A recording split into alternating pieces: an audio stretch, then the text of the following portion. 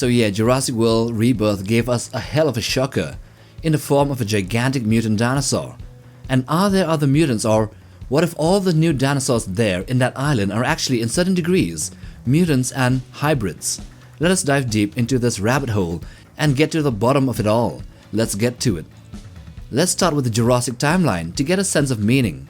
In 1975, InGen was established in San Diego. By 1981, John Hammond was already putting plans into motion for Jurassic Park. The vision was audacious, to bring back prehistoric creatures back to life, to blur the boundaries between science and nature. In 1982, this vision took tangible form when Isla Sorna was leased from the Costa Rican government for a period of 99 years. This place was meant to be the perfect breeding ground for these cloned dinosaurs. The scientific breakthroughs continued to escalate, and in 1984, InGen cloned the first prehistoric animal using an artificial ovum. 2 years later, in 1986, InGen took a decisive leap forward by cloning their first dinosaur in Isla Sorna, which is also known as Site B.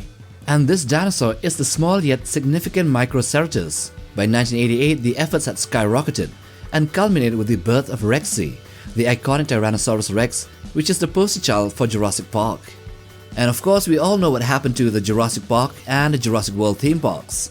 Now, in 2028, which is the setting for Jurassic World Rebirth, this plotline introduces a notable twist in both geography and narrative.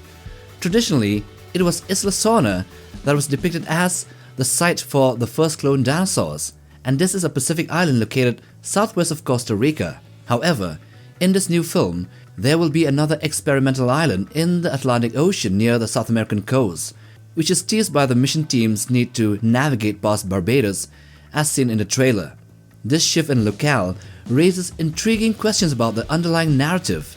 Is this a bold retcon meant to expand the universe's scope, which would really suck ass, as in this society today, retcons are usually hated or even shat upon? Or is this a deliberate piece of misinformation planted to deceive the mission team? And as to this facility, there is more to it than meets the eye. One compelling theory is that this tropical Atlantic island represents a classified facility, an off-the-records outpost where high-risk and potentially illegal genetic research can be conducted away from public eye. In such a secretive environment, scientists could push the boundaries of cloning without the constraints and oversight that more characterize the publicized operations on Isla Nublar and Isla Sorna. If these experiments were to fail, the park's owners would have a convenient scapegoat, a plausible deniability claim, or even abandoning the place for preserving their public image while denying any involvement in the darker aspects of genetic experimentation. At the heart of this is the inherently experimental nature of dinosaur cloning. The process, as depicted throughout the Jurassic series, was never really a straightforward application of science. Even the dinosaurs celebrated in the original Jurassic Park movie were in essence hybrids. The degradation of their ancient DNA necessitated the use of DNA from modern animals that have had their genomes studied to fill in the gaps. This ends up in creating a patchwork of genetic material that resulted in creatures that were part dinosaur and somehow part modern animal. This blend of genetic strands could only be achieved through painstaking trial and error methods. This arduous process would naturally produce a range of outcomes, from complete failures to inactive organic matter to even viable clones and aberrant mutations. Many of these early experiments likely resulted in prototypes that were either non-viable or only marginally stable, with some embryos developing into deformed or functionally impaired individuals. These failed clones, rather than being discarded entirely, may have served as the raw material for further study, providing critical insights to the mechanics of DNA integration and the challenges of cloning extinct species. The latest trailer for Jurassic World Rebirth teases several vivid examples of these genetic experiments that have gone awry. There was a very deformed embryo or a fetus of a yet unknown species in a vial, which only proves my point about the successes and failures of a trial and error method in cloning. Some might not even make it to infant stage and would die as just a fetus, as seen here.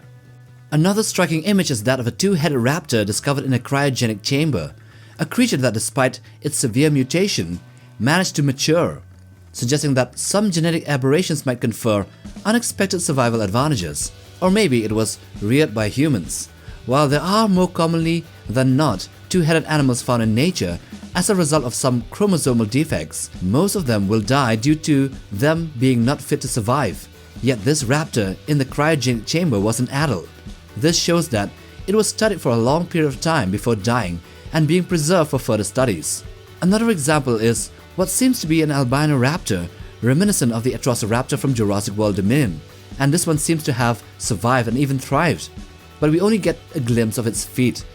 Anyway, these anomalies reinforce the idea that the cloning process was far from perfect and that the journey from fragmented ancient DNA to fully formed individuals or viable creatures was paved with countless experimental iterations, each one contributing whether directly or indirectly to the eventual successes, which eventually led to the pronounced success of the cloning of dinosaurs in Jurassic Park.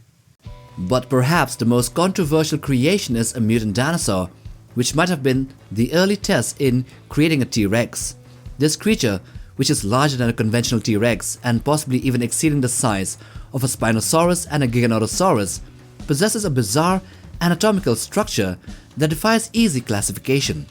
It has 6 limbs, for a start, 2 sturdy hind legs, which are complemented by 4 arms. The front pair are robust and pillar-like, like a gorilla, while the inner pair resemble a larger version of the vestigial arms typically seen in a T-Rex.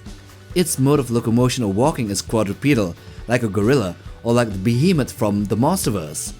The mutant here has a head which is unusually large, which kinda looks like that of a xenomorph, and features an expansive forehead and a set of short, sharp teeth, and yet seems to lack visible eyes, which gives it an eerie and otherworldly dimension to its design.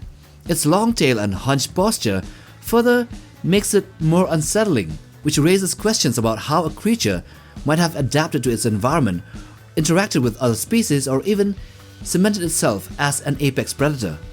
Then there was also the Quetzalcoatlus that appears radically different from the previous incarnation from the Jurassic World Dominion. This shows the unpredictable outcome of early genetic modifications. Even the Spinosaurus and the Mosasaurus was shown working in tandem to patrol and hunt, hinting at the possibility that these creatures may share genetic sequences that enable them to communicate with each other, a concept that, while speculative, is given credence by the cooperative behavior observed in earlier films between the Velociraptors and the Indominus Rex, or even with the Indoraptor. In the end, personally, I think that the Jurassic World Rebirth mutants would not only expand on the established lore, but also deepen our understanding on the scientific and ethical complexities which is inherent in the resurrection of extinct species. This is a soft retcon for sure, and the change in geographical location may well be a strategic narrative that would explain the realities of genetic cloning and genetic experimentations, the trial and errors, the failures and eventual success, which would have led to the creation of Jurassic Park. And so with that, we come to the end of this video on the theory of various mutant dinosaurs in the upcoming Jurassic World Rebirth and their past in the Jurassic franchise. Do hit that like button for support and subscribe if you haven't. Till the next time, take care fam.